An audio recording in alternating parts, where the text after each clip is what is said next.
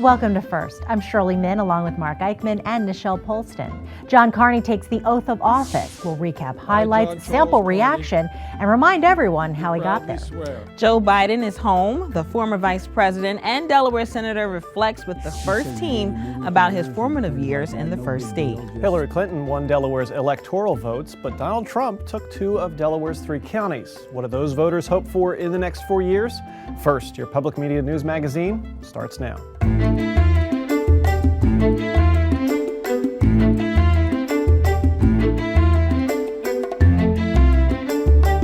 This week, we focus on the change of government in Washington and Dover. We begin our broadcast with the inauguration of John Carney. The 74th governor of Delaware was sworn in under a light rain that didn't dampen anyone's spirits, at least too much, who watched on the steps of Legislative Hall. Carney and his lieutenant governor both took their respective oaths of office, and then the new governor outlined what needs to be done in the first state.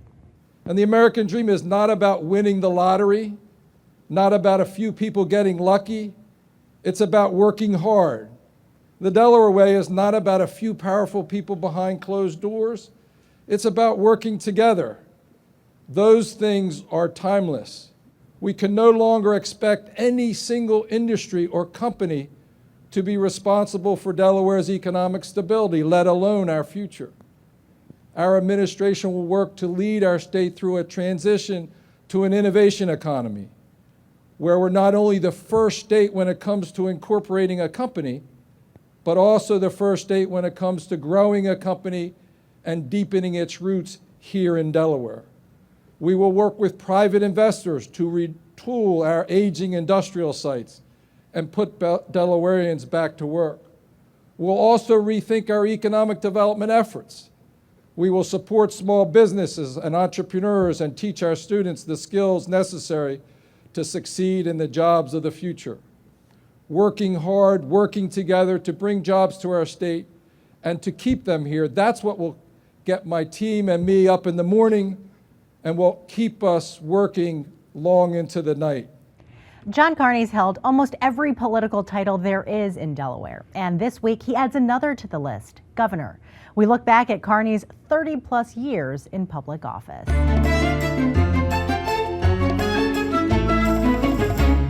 In doing so, John Carney's journey to the governor's office began 30 years ago when he worked for then-Senator Joe Biden. He put in 3 years before going to work for Newcastle County. After nearly 6 years at the county level, a then-Governor Tom Carper tapped him to serve first as his deputy chief of staff and later as his secretary of finance. I know a good leader when I see one. And John Carney is that leader. One of the things that he worked on for us was the Port of Wilmington. Port of Wilmington provides employment for thousands and thousands of people. The City of Wilmington owned the Port of Wilmington back in the 1990s. They didn't have enough money to upgrade the port, to make investments in the port so that it could continue to be competitive. And I asked John Carney to see what we might do about it. He led the negotiations with the City of Wilmington, led to the city selling the Port of Wilmington to the state of Delaware. The state had the money to make the capital investments that were needed. He did that, and he did the negotiations, basically did it himself. His rise continued when a mustachioed Carney was elected twice as Delaware's lieutenant governor.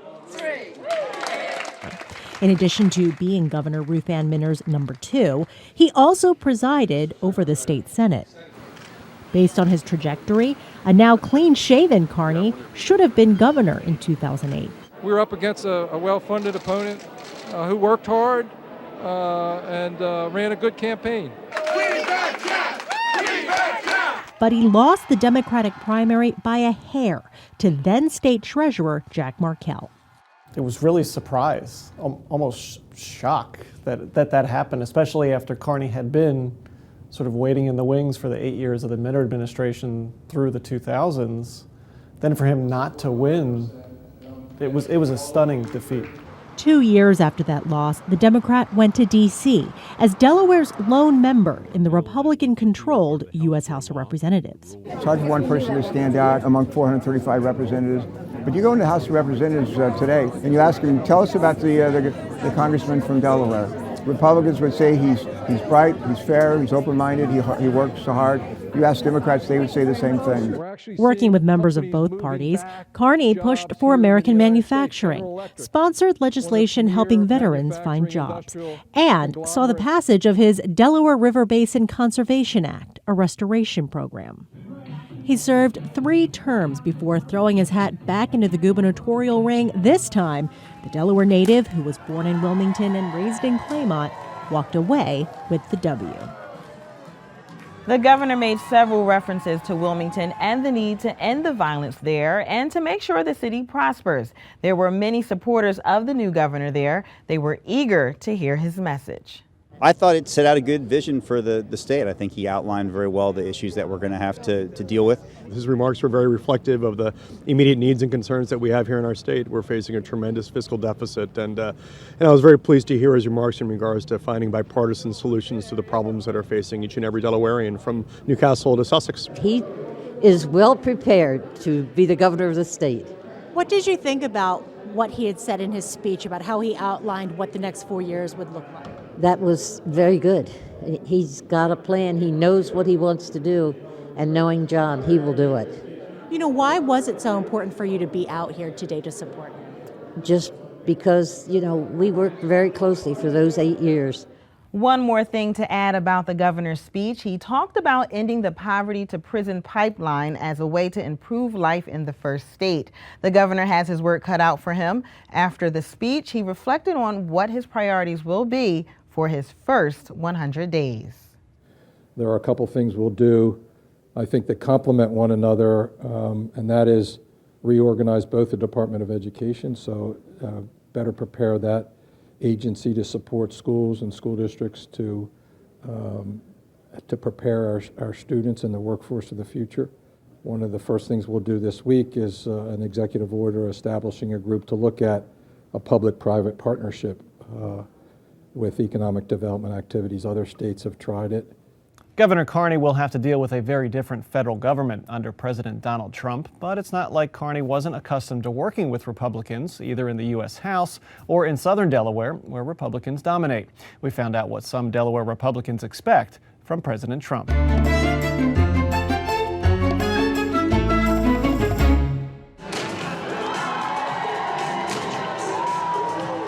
On election night in Delaware, it was Democrats that celebrated big statewide wins for John Carney and Lisa Blunt Rochester, among others. And while Hillary Clinton won Delaware, she only carried one county, the state's most populous, Newcastle County. President Trump won Sussex County, where his yard signs could be seen in abundance. He also carried Kent County, where he visited last spring. We love to be here. Do we love Delaware? Do we love it? Yes? This map shows Delaware as a microcosm of the nation, where the industrial, more popularized areas went to Clinton and the more rural agricultural areas went for Trump. Last week, Governor John Carney joined Republican State Senator Brian Pettyjohn to talk to voters in Sussex County, the one place where there's more Democrats than Republicans in Delaware. We asked some of those voters what they expected from President Trump. A lot of us are somewhat unsure as to whether Trump is a conservative or not, but we do know one thing. He will stand up for himself and fight for his positions, and that's all we're asking for at this time. We hope to keep his feet to the fire. We'll see how that works out. Donald Trump, in spite of what they call him a racist, well, if he's a racist that they're calling him, that's the kind of racist we want, because he's going to bring them back together.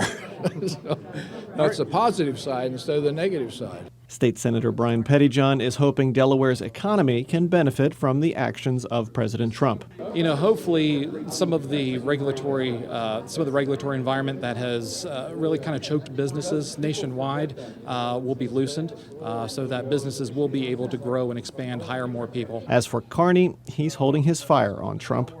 I'm trying to keep my powder dry there, because so much of what they do could affect us. In particular, the changes on the healthcare side.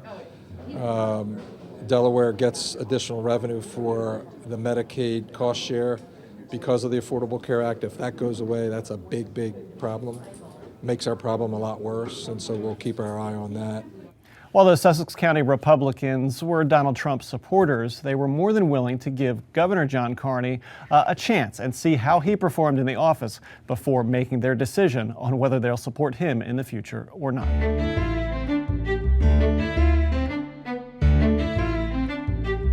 let's wrap up the beginning of the Carney administration and call in Rob Torno. Hi, Rob. How you doing? Happy New Year. Thanks.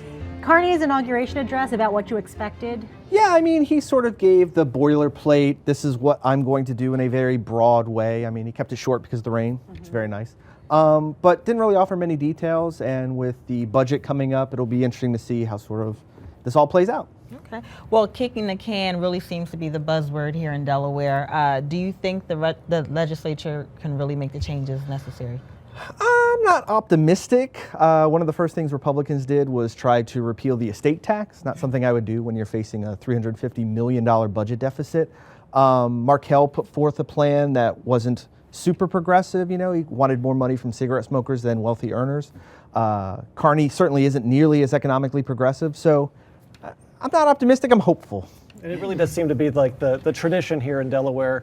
Governor Minner gave Jack Markell sort of a big deficit to start with, and now Carney starts with another big deficit. Yeah, I mean, there's just not a lot of wiggle room. Republicans want to cut the fat. There's really not too much fat left, so we're going to have to be creative. Maybe the gas tax is in play.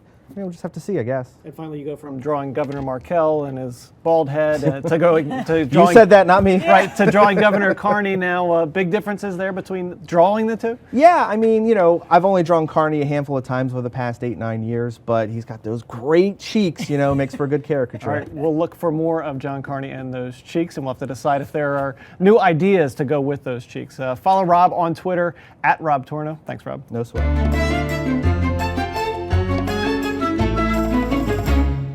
We've talked about incoming administrations in Dover and Washington. Now let's focus one more time on those leaving government. Former Governor Jack Markell is taking some time to figure out his next move. And in Washington, the Friday inauguration of Donald Trump and Mike Pence means that Joe Biden is home in Delaware. 2 weeks ago, Shirley and I sat down with then Vice President Biden, where he reflected on his early political life. What got me involved in running for public office was the civil rights movement. I remember as a kid, there were very few African Americans in Scranton, Pennsylvania. And I remember when we moved down to Claymont.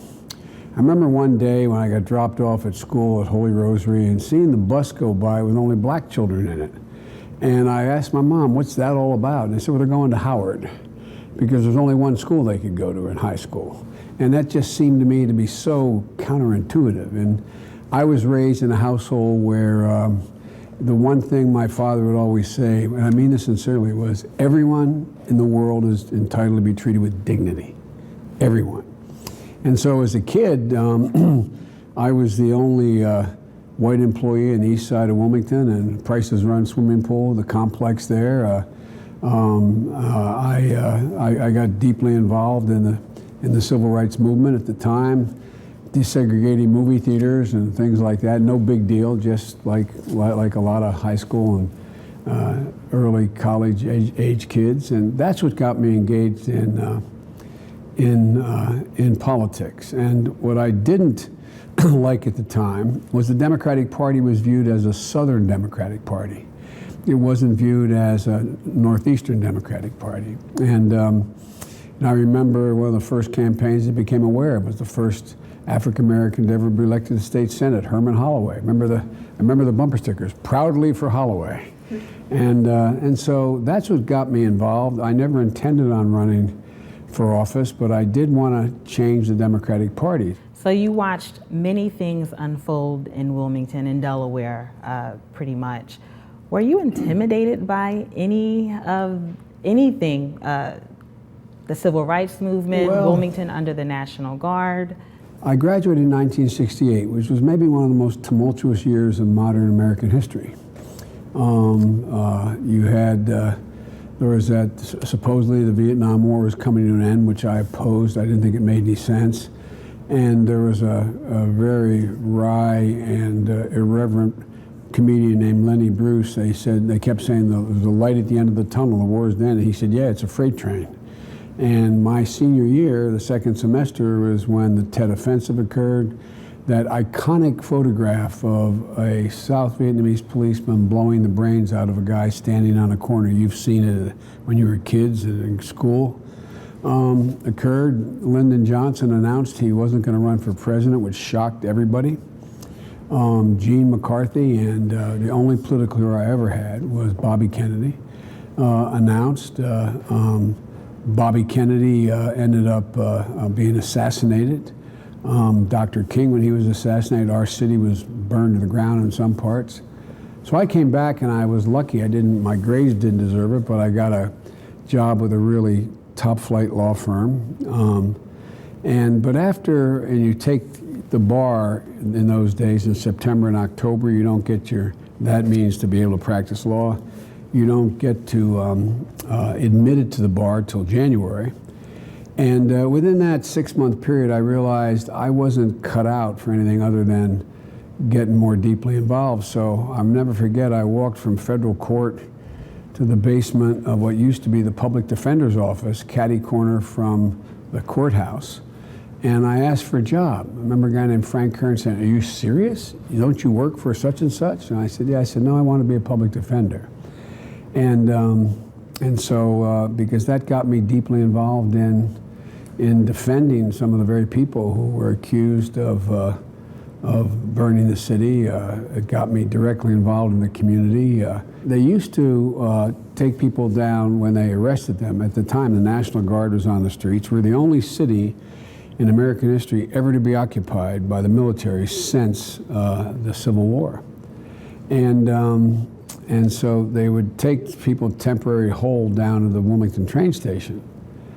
And here I was, and that was my first exposure to the train station, quite frankly, as a public defender.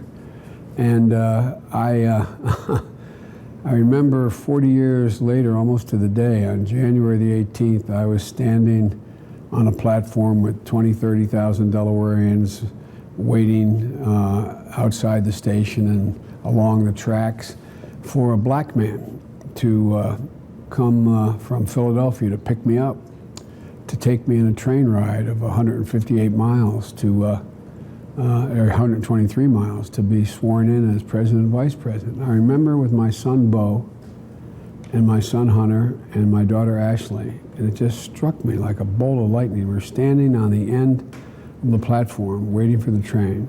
I looked out over the 3rd Street Bridge, and it had been in flames when I was 40 years earlier. And I looked at Lower East Side, much of which was burned down as well. And I told my kids, I said, if you had ever told me 40 years ago standing here, I'd be waiting for an African-American man to pick me up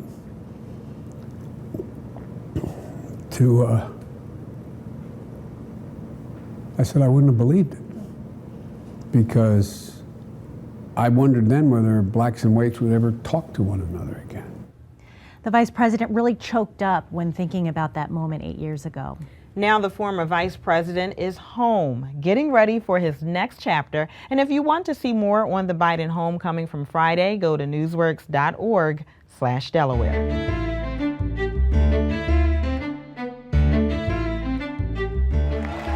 My name is Sarah McBride, and I am a proud transgender American. A moment to remember from the Democratic National Convention last July. Delaware's Sarah McBride became the first transgender person to speak before a political convention. But more importantly is work with the National Human Rights Campaign. She is our first person this week. Welcome, Sarah. Thanks for having me on. So we're going to talk about that in a minute, but I want to focus on some other issues. First, let's start in Texas. We have a federal judge in Texas stopping the Obama administration healthcare rules. What are your thoughts on that? Well, this is a judge that the conservative right has gone to try to undermine the president's legacy at every step. He's been a judge who's undermined LGBT rights before and a number of other administrative priorities. But the ruling that he just issued related to the Obama administration's regulations banning discrimination in healthcare against transgender people is really a troubling ruling, because what it means is that transgender people could face discrimination in healthcare, that transgender people could be denied services that are granted to all other Americans simply because of their gender identity. Now, it doesn't stop transgender people from still filing complaints, but it does undermine the administration's regulations and throws into flux a situation that really was clear from the start, which is that discrimination is not only wrong, but it is illegal under the Affordable Care Act. It seems like there's all types of transgender issues going on, even in North Carolina, the bathroom bill. Right. Tell me, what do you think about that? So this is a bill, it's called HB 2, that was passed in a 24-hour period by the legislature and signed into law by the governor. And among other really heinous components, it does ban many transgender people from accessing restrooms consistent with their gender identity. This is really the new boogeyman of the right. And at the end of the day, it's an attempt to legislate transgender people out of public life. Because if people like me can't use restrooms that match who we are, it becomes much more difficult to go to school. It becomes much more difficult to go to work and to go on the main street and shop and go out to restaurants or movies. And so it's really an effort to legislate transgender people out of existence. It's mean-spirited, it's hateful, it's discriminatory. I think it's against federal law. And it's our hope, and it's what we'll be fighting for moving forward, to see the law fully repealed, because discrimination should never be the law of the land, particularly when it comes to an already vulnerable population. You know, which brings me to an interview. Last week we had Governor Markell on set, and I talked to him about Delaware laws and whether or not he's worried about some of those laws would be rolled back. He talked about it in reference to economy. Like, why would you want to infuriate a group of people who will ultimately bring business to the state? Do you agree? I think that's absolutely right. We've been lucky over the last 8 years to have an incredible ally in Governor Markell. We've seen more progress over his last 8 years on LGBTQ rights than at any point in our state's history. It's among the fastest progress we've seen in the country on this issue.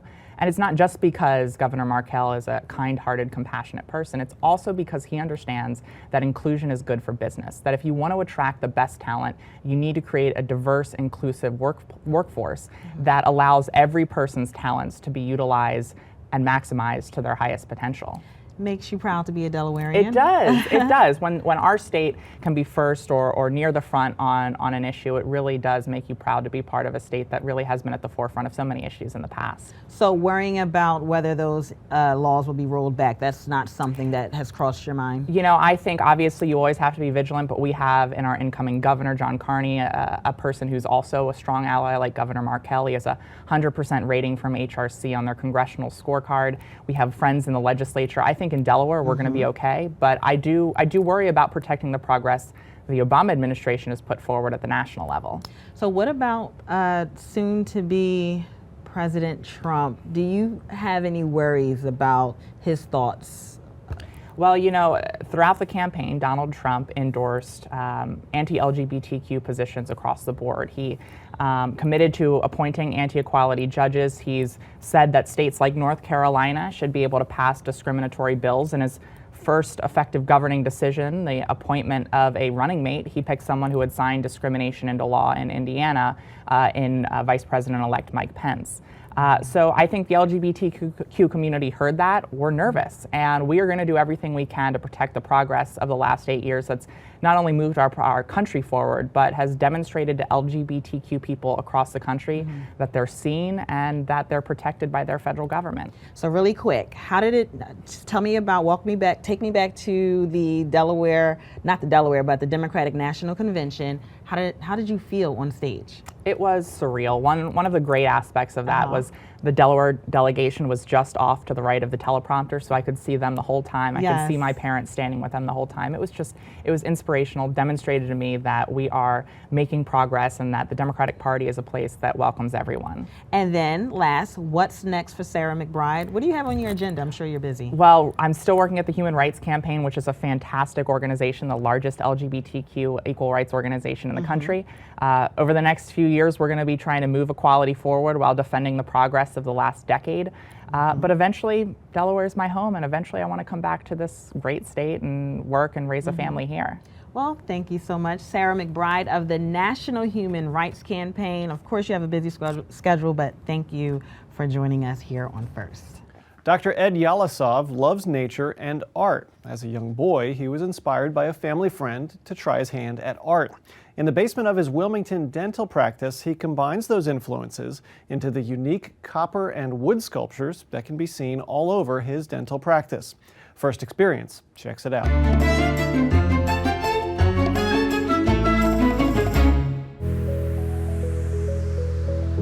I'm a dentist. I love dentistry. I enjoy working with patients. I started copper work about 5 years ago when my oldest sister offered opportunity to purchase a copper mobile, but it wasn't the style that I wanted.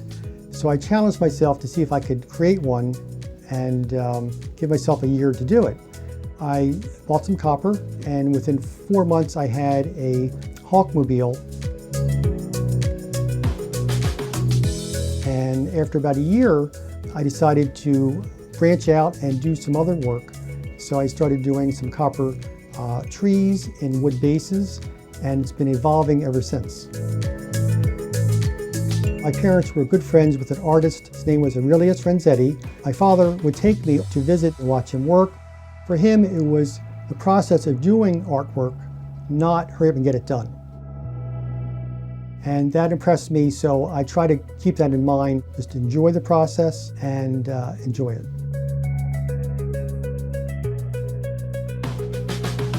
I went to an estate sale. As I was leaving, I noticed this beat up bench, and I asked the people, is this bench for sale? And they said, yes, you can have it for $100. And by the way, it belonged to Aurelius Renzetti. I bought it for $100. It has inspired me. If I ever need a little help, I mentally ask Aurelius for his help, and sometimes I get an answer. The metalwork came first, and then I slowly added the wood, and then I started using more interesting pieces of wood. Really enjoyed learning how to work with the wood. The creativity has been fascinating for me. I may have come up with an idea, but how do I actually do it? When I started with the copper work, I wanted to do something a little more interesting. I taught myself how to cut out the copper to create each leaf or feather, or whatever object I'm making.